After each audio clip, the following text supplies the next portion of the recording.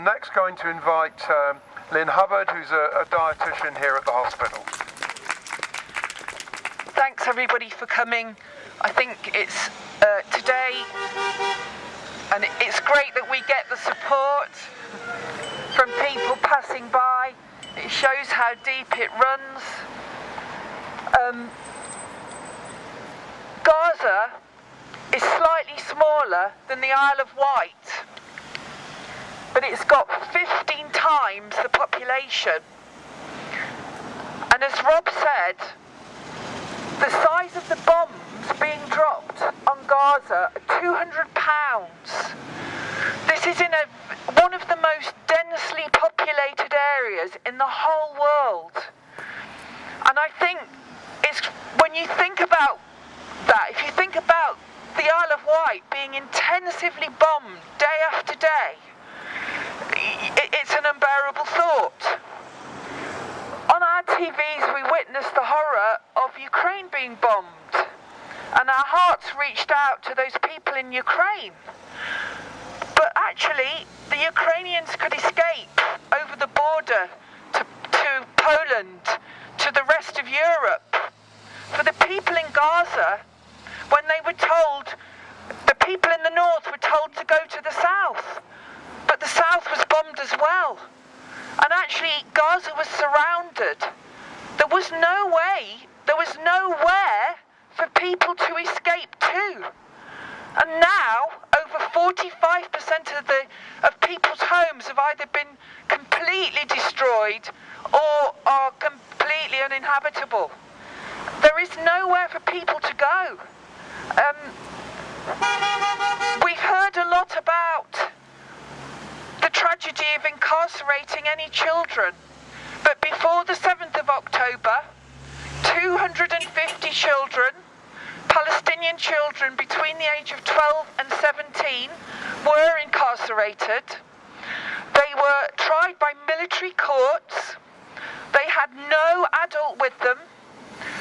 They had no legal representation.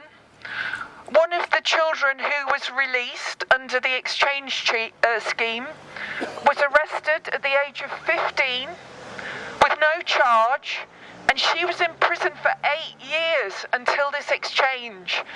My son is 17 years old, and I can't imagine him being arrested and imprisoned without charge, without me being able to see him, without me having any real recourse to justice for 8 years. I can't imagine as a mother what that must feel like. The helplessness of feeling there's nothing that you can do.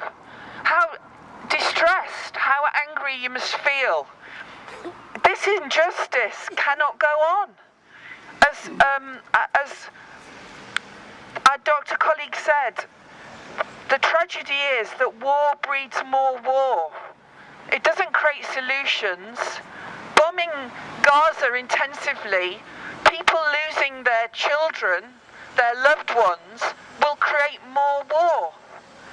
It has to end.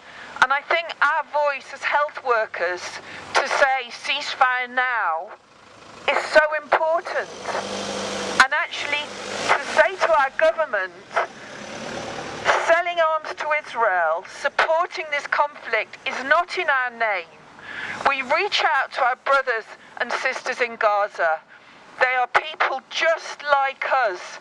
And I'm so grateful that I can bring up my son in a peaceful country where I don't have to worry that he won't come home after school. I just can't imagine. It just breaks my heart.